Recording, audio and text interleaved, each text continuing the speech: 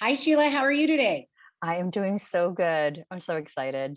Oh, I have to tell you, like, it's funny. I've been listening to my podcast lately because in the summer I've decided to slow down and not take as many interviews and such. And so, in re-listening to some of them, I was just thinking that you just said I'm so excited. I think I say I'm so excited every single time I interview somebody, and I'm like, wow, everybody must think I'm so excited, but I truly am. That's the thing. Well, you exude that excitement. It's just who you are. Oh, thank you. But I think also it's each person that I meet is just a new opportunity to get to know somebody. It's like it's so Mhm. fun. So and I'm excited particularly with you because I feel like we've been waiting for such a long time to really connect. Mm. And we've had the opportunity that every single time that we're in a social setting, which is actually not always the right timing, right? That we immediately go deep and and we have this deep connection that just has happened from the beginning, even when we see each other from across the room. Yes, I feel that. um yeah, and it's like then we're like, oh yeah, we've got to get together, and then life happens, right? Yes. But we So give each other the grace and space for those moments to happen, even though we have a desire to do it.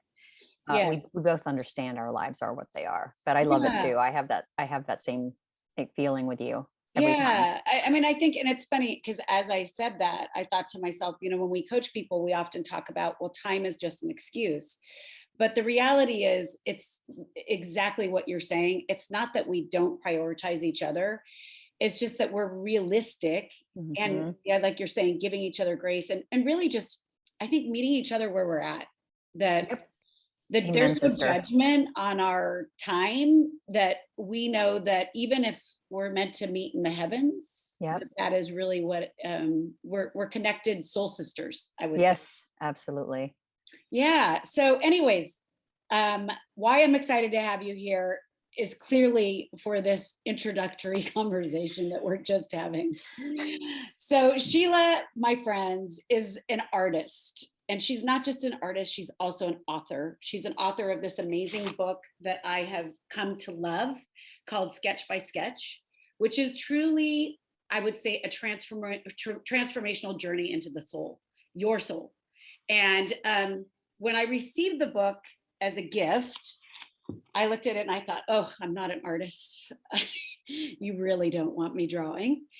However, what I would say to you, that's exactly what this book really is that it has connected me back to self and allowed me to process through some difficult times of seeing myself, but seeing others in my journey as well. And truly a psychological process of seeing. Yeah, that's powerful. I think you should record that and post that on my book reviews because it sounds perfect. No, I Oh, love well, that you thank tapped you. into all of it. No, you tapped into all aspects of the book. I'm not an artist. There's a common theme. The seeking of self is another theme. And then one of the things that keeps coming up for me now more than ever is I'm not heavy handed on the spiritual aspect of the book. But Mm, anyone that's ever read it or knows my story knows this was always about taking a spiritual path to my life. And whatever you describe that to be is up to you, but it really is going to connecting to something greater than yourself. In mm. this case, it was connecting to myself. And then in doing so, I was able to connect to something greater than myself. But it had to go through that order in order for me to make it happen. Because I think Yeah. seeking it the other way wouldn't have worked for me. I think it's a little bit like what we were talking about before we got on the call is that, we both come from a corporate background, and that linear structure of how you're supposed to view success or a journey in a step by step sequential manner is that personal growth and emotional healing. There is no control related to that. And it is a process of letting go Yeah. and trusting the journey. And which leads me to really, you talking to people about how you found yourself to this spiritual path. Because I think what you and I have talked about before too is that we innately have always had these beautiful qualities within ourselves, but inherently actually bringing them out to the world wasn't always the most comfortable thing, I would say. Yeah. But also finding it took us to hit a low, to accept where we were at, to Yes. try to figure out our way out. Absolutely.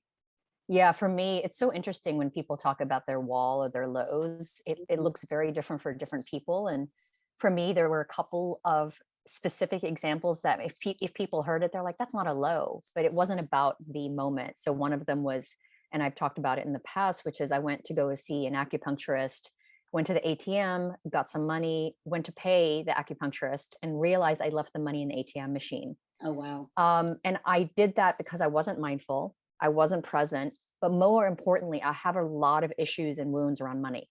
Mm, And I immediately cued in on, okay, of all the things that I could have left behind or certainly neglected, and $300 is a lot for a lot of people. And yeah. so I took the amount and I saw it as a message. That's the first thing.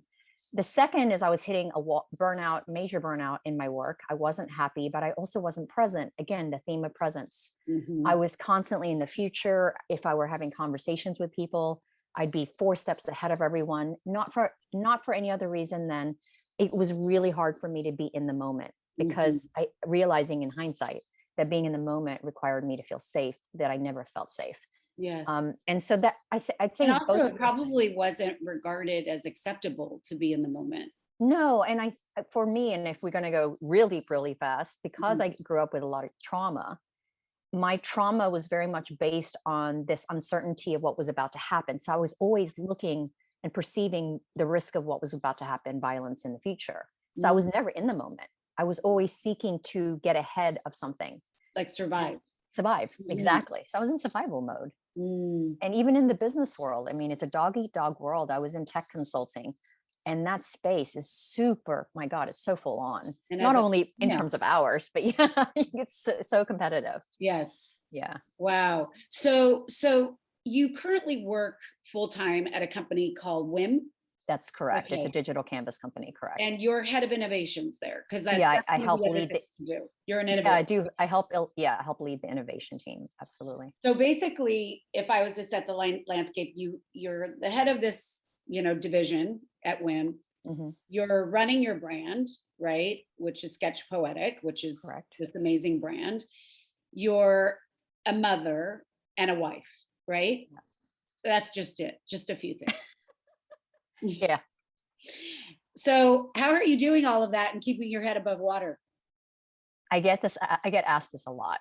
Hmm. And mostly because people perceive what I do based on output Mm, and not how I feel. mm, I feel that I'm very centered and grounded in all of it, which makes it seem it makes it look like it's very seamless and easy when it's not. The reality is, Michelle, in the past, I had the same amount of output, but I was getting a lot of validation and affirmation from people telling me how much I did, right? mm-hmm. Now the difference is I don't really care as much. To say I don't care completely would be, foolish of me to say. I still think You're on I'm healing that. autopilot. Yeah, I'm healing that wound of being, desire to be validated and affirmed. But now I care more about being present, and in that is my thoughts, my emotions, and and everything that's coming up for me. And because of that, I'm able to be in the center of all of it and not ever feeling like I have to be affirmed by the output, but trusting in the process of what's happening. And it's going back to what you and I talked about, trusting the process and surrendering to the world as it is without trying to control it is really effing hard. It's Mm-hmm. hard. And Yes. so I'd rather be on this path of trying to make it feel like it's not so hard, because it's easy to avoid something that feels hard and feels painful. It's Mm-hmm. easier. And this is not an easy path that we're taking, to Mm-hmm. feel our feelings and to address and see. And you and I talked about this before this conversation, seeing the things we see, you want to unsee it sometimes because life seemed easier. Yes. Well, I mean, it's almost easier to not be conscious, Yeah, right? yeah, Because absolutely. the more conscious you become, like you're saying, you can't unsee it, but you also can't unfeel it. Yes. And so And those, feelings are transient. So yes. once you feel something, you don't have to be attached to that feeling. And that's the fear that I know I have, and a lot of people have had, that if I open that box, chaos is going to ensue with Pandora's box. But the reality is grief, sadness, rage, all of those things, they never stay. They're transient. But in the midst of it, you feel like it's never ending. It's never going to stop. So, like, obviously, this goes back to your book, right? Yeah. It's a tool to allow us to flow through these emotions that Yes. seem so intense at that time. Hmm. However, so is it that it's distracting your mind or it's allowing you to stay present to the emotion? I'm going to give you a simple answer. In my book, I focus a lot on the connection with the body. Hmm. And when we're feeling certain emotions, our body's responding. And I call it frenetic energy. That Yeah. freneticism can show up as, your mind's racing. It can show up as your foot is constantly tapping. It can show up as talking 100 miles an hour. I had all of those things, by the way. And that's the examples I gave. And so when I sketch, I'm actually engaging my entire body. I call it an embodied experience. I'm paying attention to my breath. I'm allowing my thoughts and emotions to run through, and I'm allowing all of that energy to flow through my arm and onto my pen into paper. So basically, I'm visualizing it as if I'm releasing and purging all of that stuff inside of me out. And Mm. the moment it's outside of me, it's no longer in me. Therefore, I don't have to hold on to it so much. So Yeah, that's why it's powerful. Is I absolutely. truly think of it in that light. That's the intention in which I sketch. Yeah, and it's interesting because, well, first of all, you're an amazing artist. I Thank mean, when you say sketch, to me, that sort of simplifies who you really are. And I think one of the nights that we had met, I hadn't actually looked at your art that closely or had known that Yeah. some of the stuff that you were actually posting on Instagram was yours, right? And then when I actually became more acutely familiar with your art, I was just overwhelmed and inspired by like how amazing it is. It's so detailed and it's so I mean, I'm sure that you did this piece behind you. I did. I did. I do want to touch on what you just said, though. The reason I call it sketching is in the art world, sketches are meant to be fast and loose and not meant to be seen. So if you go Mhm. to a lot of art retrospectives for famous masterpieces and artists like Dali and Georgia O'Keeffe, people are often fascinated with the sketches because they never were seen. And that's the metaphor of why I call it sketching and not drawing. Because when you draw, you're doing it with a goal in mind. I Mhm. want us to, I say us, I want us, collective us, to create for the sake of creating and not being obsessed about what it looks like, who's looking at it, what do people think. And that's why it's a metaphor. There's nothing happening on the paper that isn't happening in our lives. Mhm. And that's truly where the insights and the healing comes in, is like you Yeah. said, the moment it becomes conscious, that is the healing. That's the simple part of it. And you and I we talk a lot about the business world. Mhm. Part of the challenge of the business world is when we learn something, we have to do something with it, right? It's not just learn, it's not being aware, it's acting on that awareness. But actually, just the awareness is the healing. The Absolutely. moment it becomes conscious, that is the healing. We don't need to do anything. So this doing culture really hurts us. Yes, it's the doing versus being. Yes, Yes. absolutely. Yeah. So walk me through, I purchased your book and then what do I do with it? We talked about this before. I'm devastated because I lost I never, my personality was such that I didn't want to dirty my book Hmm. and that I was keeping everything in this other separate journal Yeah. and that I think I lost it, but it might resurface. But you said to me, you don't ever have to worry about opening the book if you don't want to open the book. If it sits there for a year and then you don't touch it, that's fine. It's enough. Yes. So, talk to me about the process.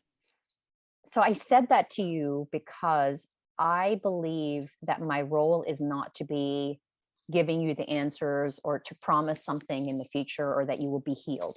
That is not my message, nor do I think I could even be that it could even be a possible role that in your life. What I do believe in is art is a tool. Any sort of creative expression, by the way, I believe in dance, writing, anything like that is a vehicle for us to express what's inside of us in a safe container. And so the reason I said to you, even if you have the book next to your bed, just seeing it is a reminder that there's a tool there that can help you process, but you might not be ready. And even knowing that you're not ready is healing, I agree. because what it does is it invites you to ask yourself, well, why am I not ready? Mhm. It's because I don't have the time, I don't have the desire, the motivation. In that seeking of those answers is the answer. So that's the great news, Exactly. is not picking up the book is actually a healing invitation. Why aren't you picking up that book? Just like I swear, Michelle, I had stacks of sketchbooks in my garage before I found SketchPoetic. It's not like I Mhm. didn't want to sketch. It was there. And then I'd sketch and then I'd buy a new sketchbook Isn't that true? because it's like I needed a new start every time. And so one of the That's so biggest interesting. commitments was finishing an entire sketchbook. I remember feeling so proud of myself when I finished the last page of my first sketchbook, because I knew it was bigger than about sketching. This was a Mhm. commitment I was making myself to go deeper. Yeah, I believe in metaphorical reminders. Like, I mean, I wear a lot of metaphorical reminders for myself, but I also every single, and this goes back to sort of structure, like when I asked you like how do you get all those things done in a day, really what I was hearing you say is it's carving out the time for those different individual things. Like if you want to manifest it, or if you want Mhm. to create it, Yeah. right, it's going to be created because you've set those that time aside to get it done. So I agree that the simple fact that you have the book is enough sometimes. It's saying to yourself, I'm going to buy this tool and I want to use it, just like people use exercise bikes. You know, when you buy an exercise bike, you want it. And sometimes there's a lot of shame and tension there when it's a constant reminder in front of you that you're not doing something. So Hmm. maybe that was your invitation, to have something so visually present that you needed to remind yourself. And I have to say, I've been here. The Artist Way was my book. That was one of the books that changed my life as well. And that was in I the like that book. 90s. But I remember waiting to do that book because I had this belief that I had to go deep really fast, right? And Mhm. so there was a lot of fear around it. But I don't think I knew it was fear. I Hmm. had all the excuses of all the reasons why I didn't do that book. But Yeah. it was just I wasn't ready. I wasn't So ready to when do did it. you start doing art? Like, were you a child? When I was a little kid, I my some of my earliest memories was drawing and painting things I saw. Like Mhm. I was obsessed about making things look real. Mm. And I'm sure there's a lot of psychological reasons for that, but I just really, I think part of it is when you're in, you know, when you're doing art, they teach you everything about perspective, and so there was this preciseness to it that I was attracted to. And then as I got older and think my life, you know, my childhood was more volatile, I used art to escape, and Mm. it became a tool for escape. But then in the after college, I majored in art, and then I went into the business world. Mm. And that whole world, when I say business world, as you know, you get caught up in the corporate ladder and proving yourself and clients and, you know, all the things that happen in the corporate space. Did you feel like you detached from art at that time as a different version of survival tool, or just your life took you on another path? I think all of the above. Mm. Um, it took me on another path, but this is where semantics matter. Art and creativity are often used synonymously, but they're very different. So, you know, to me, art is a medium, a type of creative expression. But I was always creative. Mhm. I agree. I used my creativity a ton with clients. You know, when you're doing workshops and you're doing consulting, you're looking for all avenues to creatively solve a problem. That's creativity. So I Mhm. always said, in one of my favorite lines in my book is, I was always creating in the margins of my life. Always. Mhm. I just didn't use it in my entire sketchbook. I was doing the margins of my post-it notes, and I was constant doodler. Yes. It wasn't with the intention to heal or certainly to process my emotions. I doodled to focus. I doodled to zen out, but I never doodled to heal. And Mm. so sketch poetic is basically taking doodling to the next level, if I could break it down in the simplest form. So tell me, okay, so you basically I'm just looking at the compartments of your life, right? So Yeah. you've got this full-time job, obviously like very successful at what you do. Sketch by Sketch and Sketch Hmm. Poetic, okay? Talk to me about the product offerings.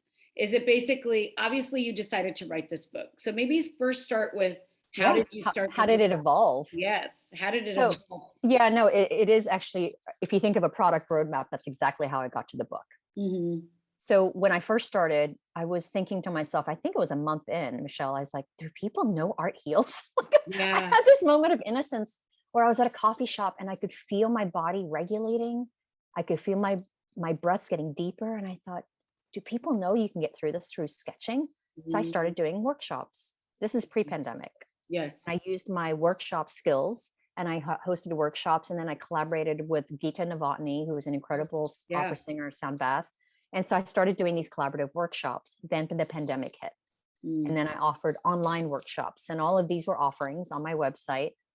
And then when the pandemic hit, though, what it did is it actually created a global audience, because the workshops physical were all Los Angeles based people. Yes. The pandemic allowed me to tap into a global audience, which completely changed my view of emotions. Mhm. Because what I realize is when we feel something and express, it doesn't matter what your culture, religion, creed, gender, feelings are feelings, and we all tend to have a similar resonance in how we feel and express it. Now, how it looks may be different, but the feelings are the same. And And so what there's an this, amazing opportunity. I think so many people felt that way. It was like a way of actually expanding their business and their reach. yeah, yeah. And then I couldn't host enough workshops. And I got a message from a person that had, as a wife of a former coworker I worked with at a consulting firm. And she said, I've been following you on Instagram. She sent me a DM and said, if you ever want to write a book. And she didn't know, again, another message that I thought was coming through is I'd been trying to figure out, how do I scale what I'm doing in a way that reaches more people? And Mhm. how do I articulate it in a way as if I was sitting next to you? Mm. I didn't think about writing a book at the time. Seems obvious now. And there you go. She offered that. And then I said, yes, let's do it. And so my Mm. writing partner, Rachel Smith, was really the conduit to making it happen. So I know I myself go through this whole process of like, do you write a book? Do you not write a book? Um, Starting to write certain components of it and then getting very overwhelmed. But how do you stay on track? I mean, or did you Ooh, hire a writing coach, or did you? I mean, I know she's somebody now, who helped you, but writing the book was a journey in and of itself, like mm, truly in every way that you just described. First of all, at first it was incredible. I'm like, mhm, oh, I get to, just share what my thoughts and my wisdom and my knowledge and all of that. But it was like a lot of content, no structure. So mhm, Rachel is a teacher, and she teaches the artist way in a college setting. So she provided a lot of the structure and the scaffolding. that's So I beautiful. needed that. I needed that container. And then I started to write, and I have to tell you this funny story. I think it was midway, I hit a wall, Mm, and had been typing for hours on end, just writing, and I just hit a wall and I couldn't write anymore. So I mm, asked myself what's going on, and what ended up happening is I realized I was trying to write the book for every single person I'd ever done a workshop with. mm, And I was thinking about all these people, the veteran, the single mom, all of these things. And I said, who am I writing this for? And it hit me like a ton of bricks. I'm writing this for my 15-year-old self who abandoned art and turned to eating disorders to survive. wow. I used food and purging and binging as a way to release my emotions. And so from that moment on, it still was hard, by the way. Writing is not easy. Yeah.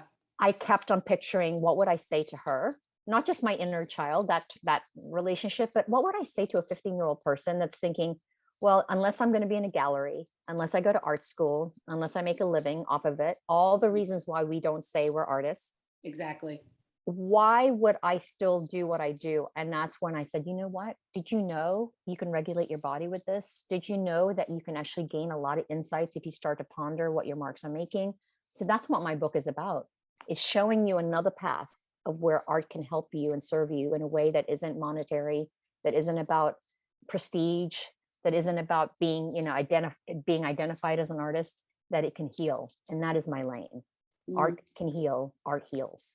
Well, and we know that our society is really struggling with this concept of healing and Mhm. what that looks like. And I think so often our society turns to medication instead of alternative forms of healing. And um, that sometimes the simple idea of processing through doodling Yeah, and allowing your mind to just flow in that way releases us of those pressures. yeah, Um, absolutely.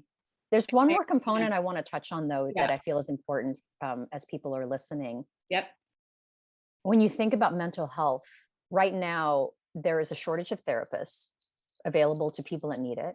Mhm. Like you said, people are medicating the hell out of their mental health issues. And the biggest thing is people can't afford it. Mhm. The inability to get basic mental health care, and healthcare in general, as we Yeah. know, is really tough, but mental health services is tough. The beauty of art is it's free and it's available to you with a simple pen. Like, Mm. just to me, that message is so freaking powerful, because if you look at stories of artists that have, like, Basquiat, he sketched on newspaper, and Mhm. whether or not his message was art heals, he was healing through his art because he came from the streets. And this is, a black artist at the time, really struggling to be seen. And then, of course, he got discovered. But what he represents is people that are underserved, underrepresented, that have the lack of opportunity to get access to mental health services. So the reason I'm super passionate about what I do is it's free. It's Mhm. available to you. You don't need my book. I often tell people, the moment you understand what I do, like, try it on your own. Of Mhm. course, I want you to get my book, but that's not the reason Yeah. I wrote it. It's Yeah. to get the message out. Yes. Yeah. Well, I mean, I think obviously, like you said, you came to this through experience. Like, you were healing your own wounds at that Yes, time. absolutely. And I'd love to touch a little bit more on that. But before we do that, I wanted to ask you, how long did it take you to write your book? The book proposal took 9 months. Uh-huh. So Amy Stanton, our mutual Yeah. friend, Love her. over dinner, she said, she had written a book. And I was writing my book already, and she goes, you might have an easier path if you get an agent. And so she educated me on writing a proposal and getting an agent. So 9 months to write the book proposal, and then I'd say 2.5 years to write my book. Okay.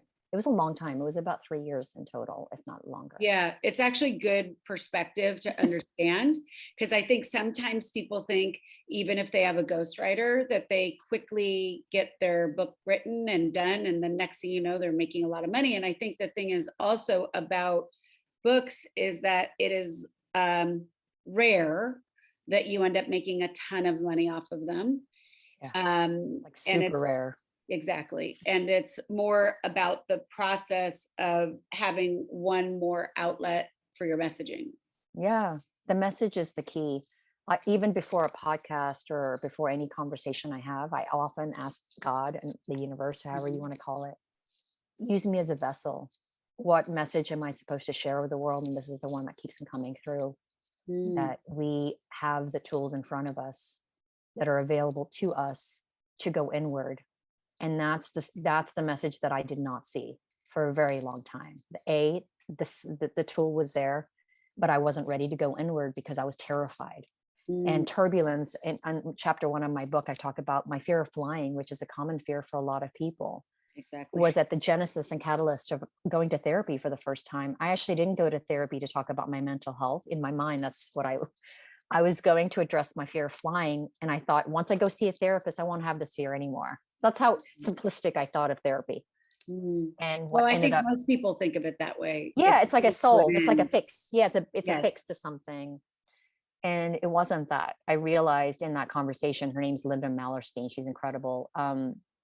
She uncovered to me that it was all about an emotion that I was avoiding. And for me, it was rage and shame and a lot of sadness, a lot of sadness.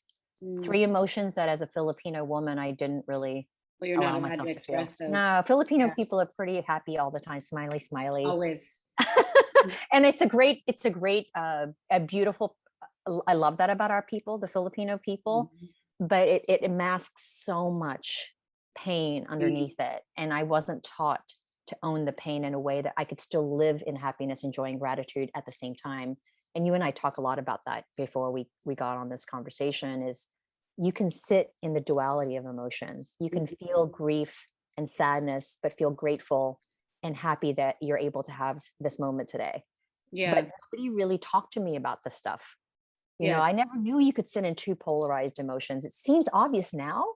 This is what's amazing. And like, my mind gets blown when I have this conversation. Like, it seems so simple, but Well, nobody spoke about it. and I think one of the things that, we talked about too is that we're sort of in the minority of that belief system.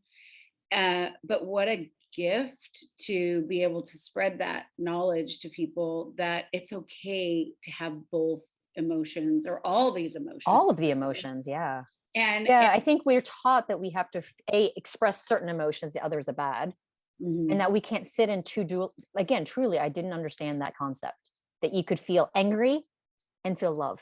Like Mhm. it makes sense, but again, But not. I also think it's like not always easy when you're taught to be happy all the time to feel anger Yep. and allow yourself to get there.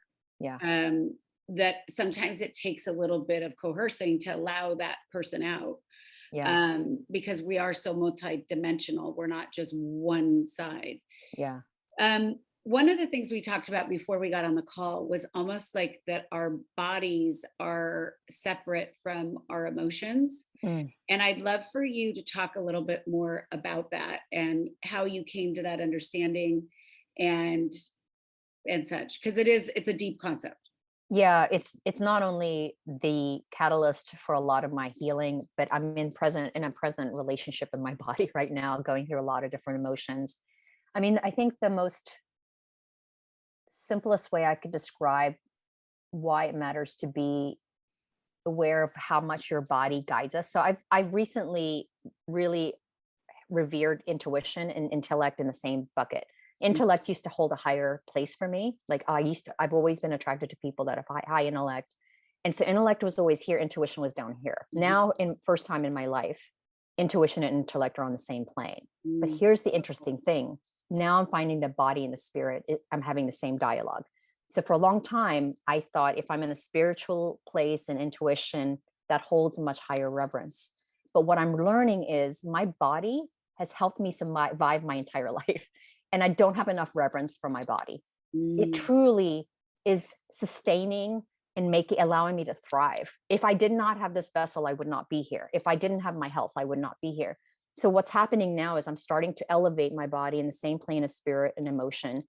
But what I'm also realizing is because my body was choosing to help me protect and survive, it's an autopilot a lot. Mhm. And Mhm. so I'm finding how often I have disconnected and disassociated whenever I feel overwhelmed, stressed out.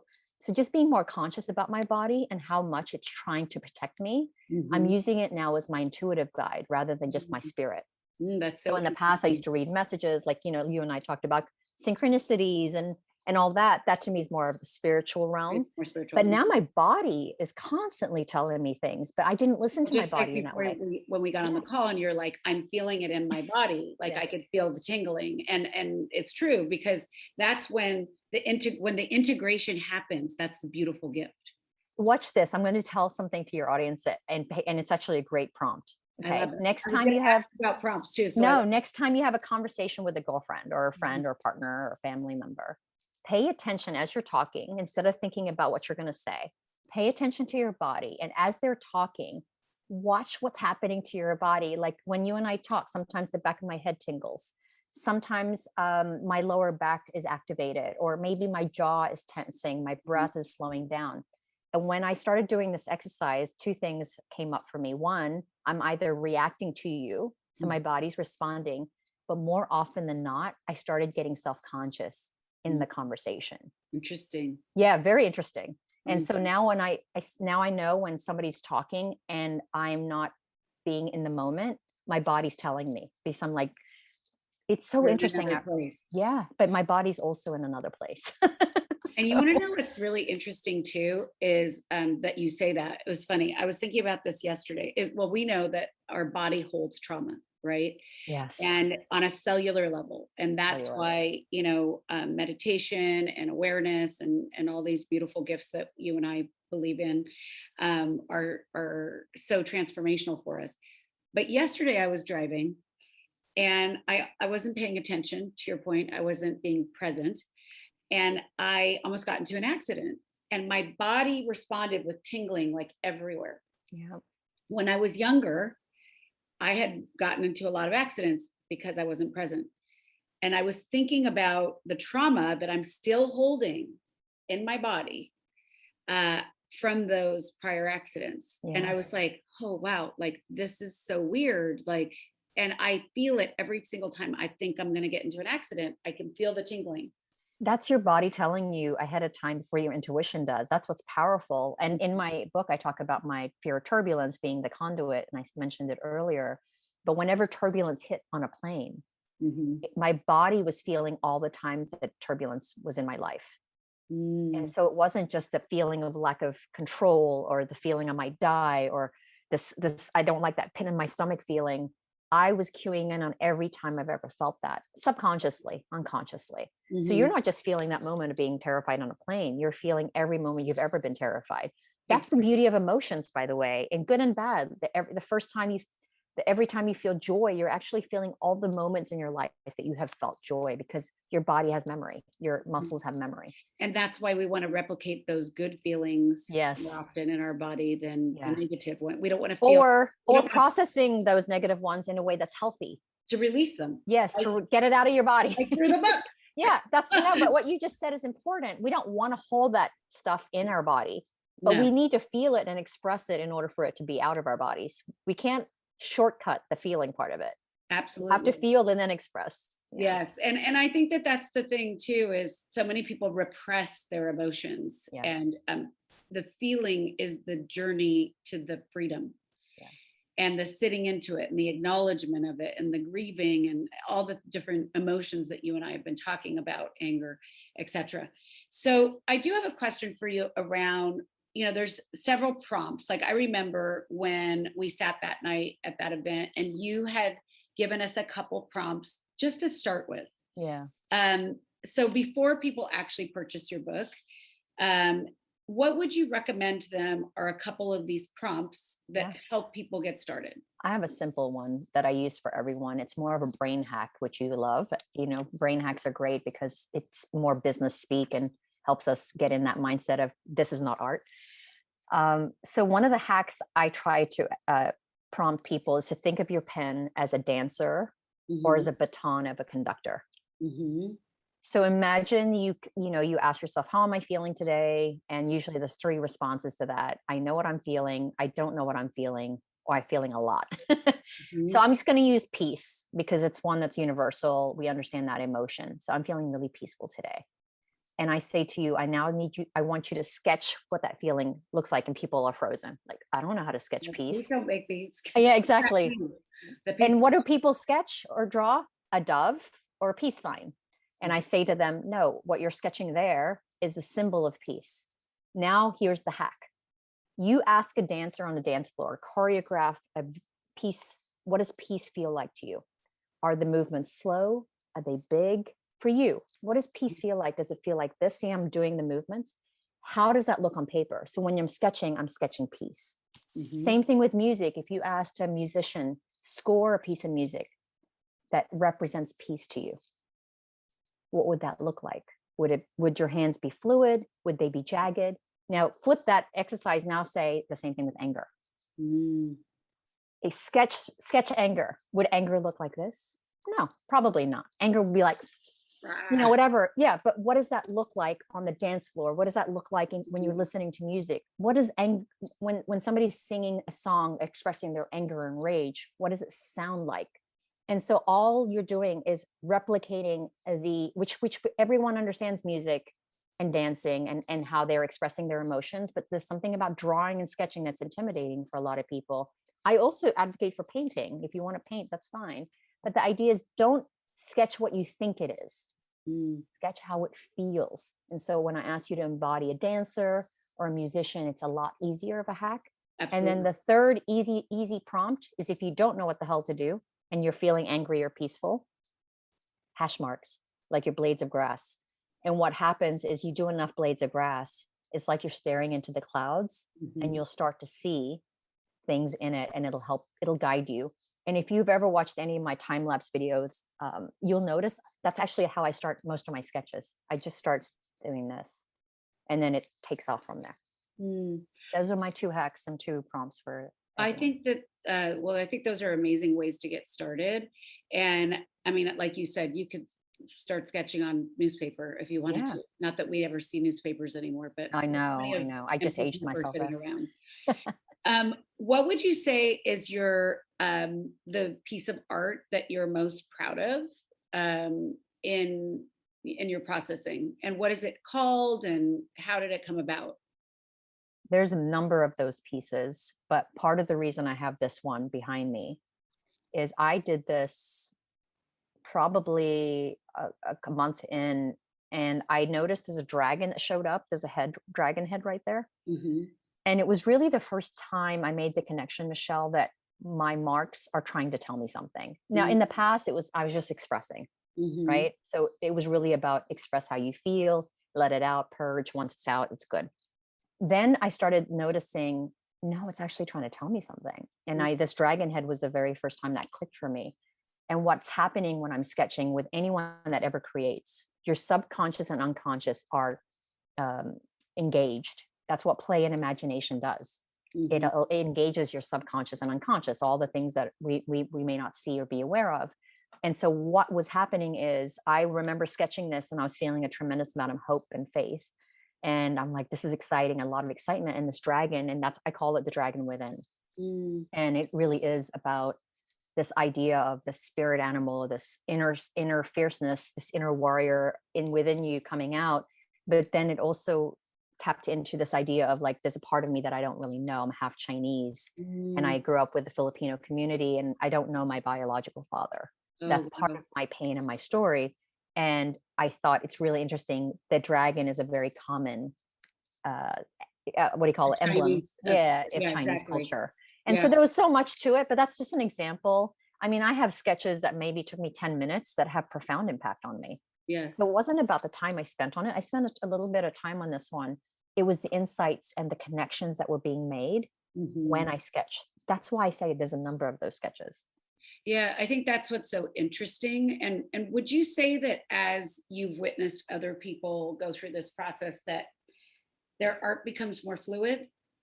Like Yeah, I that's I noticed for me, like, that first night we were all together, I was like, oh shit, like, like I'm not a drawer, but I'll go in, I'll give it a go.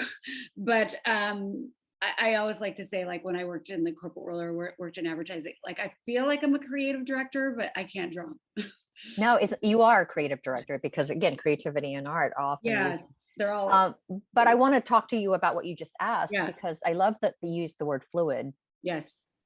There's other words similarly, ease, Mhm. flow, but I'm going to layer with what I do, which is emotion. You Mm, know what happens when you feel fluidity, ease, and grace? I mean, sorry, ease and all that.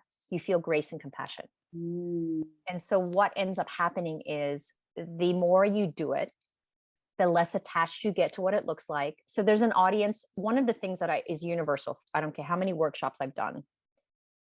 Whenever somebody is in their head, I mhm. ask them, who is that person who's your audience right now? Who is that person that you're thinking about as you're creating? And there's always going to be a teacher, a peer, a The parent, mother.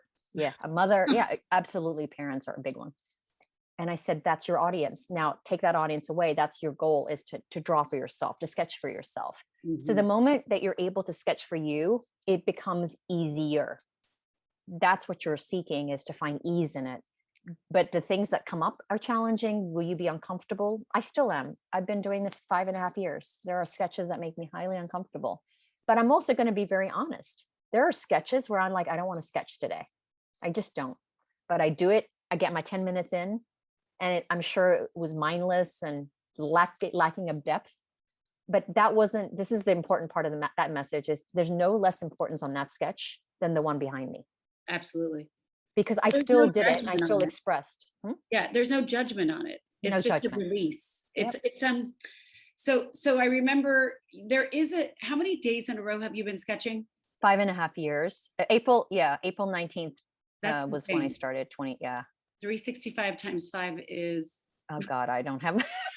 It's like 5,000. I think it's like no, that's not right. 365. It's like 1,500 days yeah, straight. it's pretty and it's always been 10 minutes.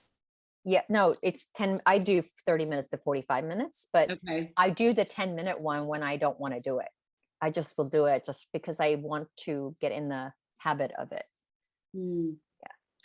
So, we could talk for hours. I feel like we need a part two. Yeah, we can always talk for hours. Yeah, and I feel that I just feel the depth of the purpose that that your company has given you. That it really has Yes. just helped you realign with your true self. Yeah. And one It thing really has. I wanted to touch on, before we got off the phone was something you mentioned earlier about how you found your way to, you know, the book and also to founding your company, SketchPoetic, was the fact that you were burned out. Uh, and that you probably had been working, you were a consultant at the time, so probably 18-hour days. Yeah. And I know you and I have talked about this before. So I think the thing is that nowadays people almost, they don't revere the burnout like we had felt. Like, we're from a different generation. Obviously, we've talked about the current generation. Sometimes they lack the work ethic. Yeah. However, I feel like people almost minimize the impact that really what burnout really means. And it's almost like, oh, well, I was burned out, so I left the corporate world. But really, what we're trying to say was like, my body was traumatized.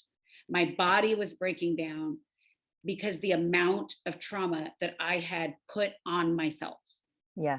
whether that be emotionally, Yep. physically, mentally, all of it. So if you could talk a little bit more about that, because, you know, when I left the corporate world, I think I was one of, I was like a pioneer, you know, back then. Hmm. And now everybody leaves just on a whim after 6 months.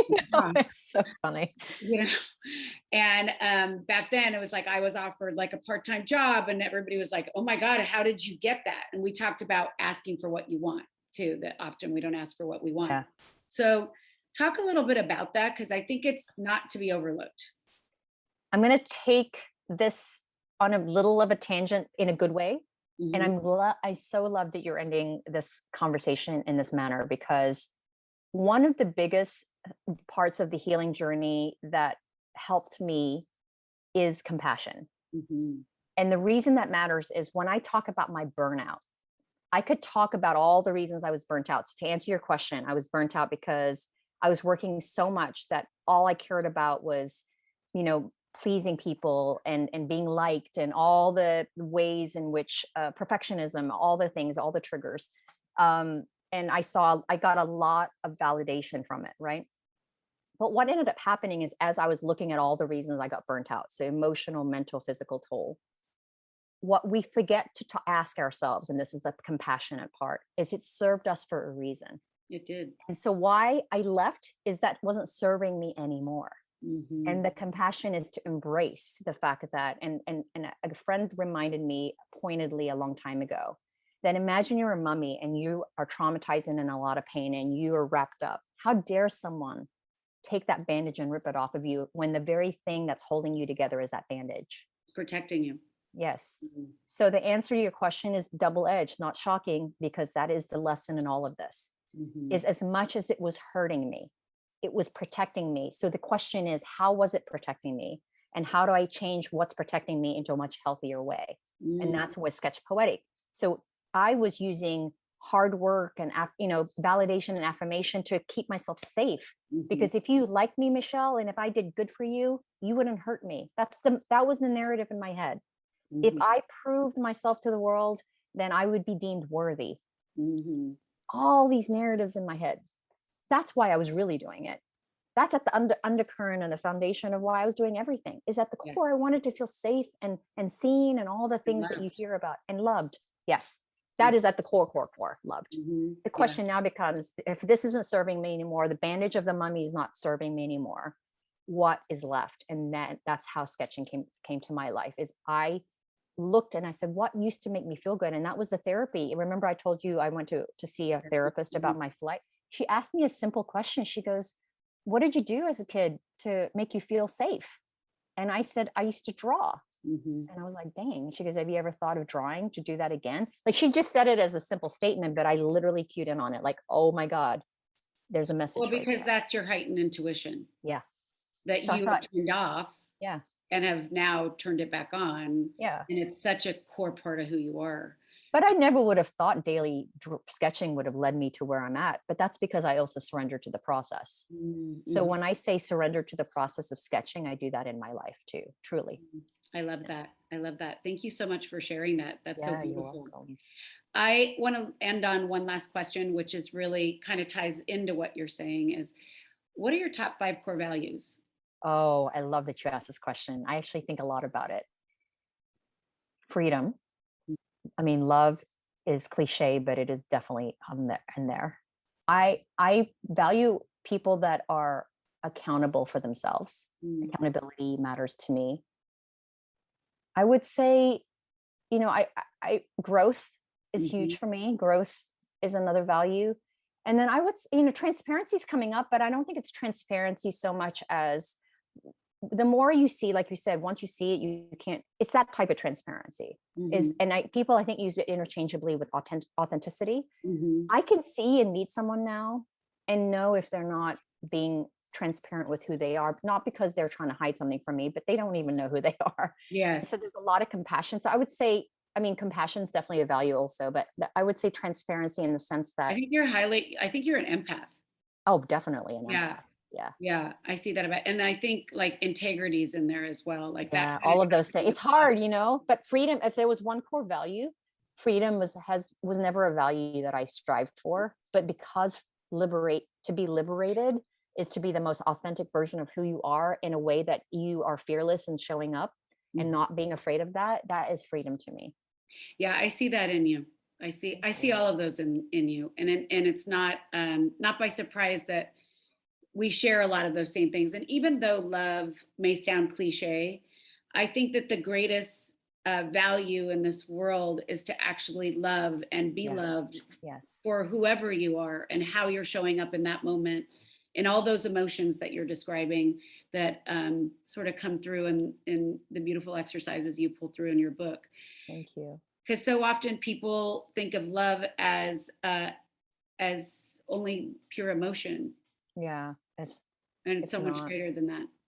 So yeah, absolutely. Anyways, I really want to thank you for your time today. And I feel so blessed to be in your presence and to have learned a little bit more about your journey and how you came to the book, but also how you came to find your way back to art and to your gift of healing, not only yourself, but of others. And I have experienced it.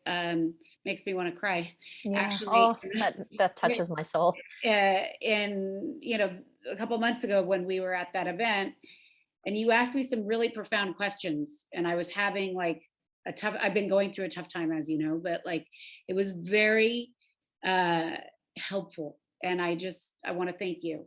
But that's a testament to you, though, Michelle. I mean, I couldn't have gone there had you not allowed me to, because you were you're such an open vessel in a way that invites that in.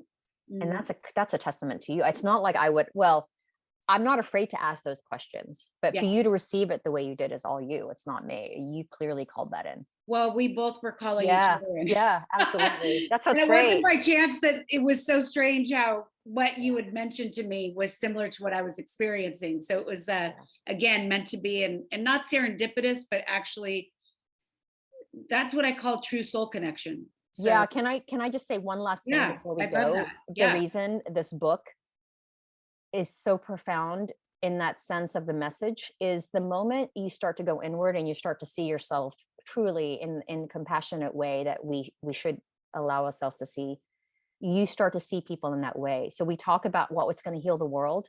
Healing the world is allowing each other to see the true selves, not the people we hear in the media, not all the things to be. Exactly. But those are things that people aren't going inward. And so the more we invite ourselves in, I just really believe the invitation to heal in will help us heal the world I totally agree. By the way, speaking of which, I had the strangest interaction today. Not strangest, I'm not surprised, but just it happens every day. Something different happens this way. But I was leaving an appointment and this woman saw me and I just smiled at her. And then she came to my window and she said, I just want you to know that you have the most beautiful smile. And in you smiling at me, it reflects back onto the whole world, and don't ever stop smiling. And I was like, thank you for that gift. That was a beautiful gift. And that's the thing. We share these vibrations with one another. So, I adore you. Thank you. Tell everybody how they can reach you and where they can find you. And the good news is it's easy. SketchPoetic. SketchPoetic is my pseudonym. It's on Instagram. It's my website.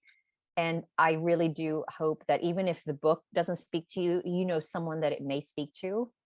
Sketch by Sketch is truly my, my gift to the world, and able to send this message out of art heals, because it Mhm. does. It really It really does. And does. in every form, like I said, creative expression as a whole. Yeah. Well, thank you so much again. And we will most definitely be looking forward to our drink session soon. Yes, can't wait. Thank you, Michelle. Thank you, Bye. honey.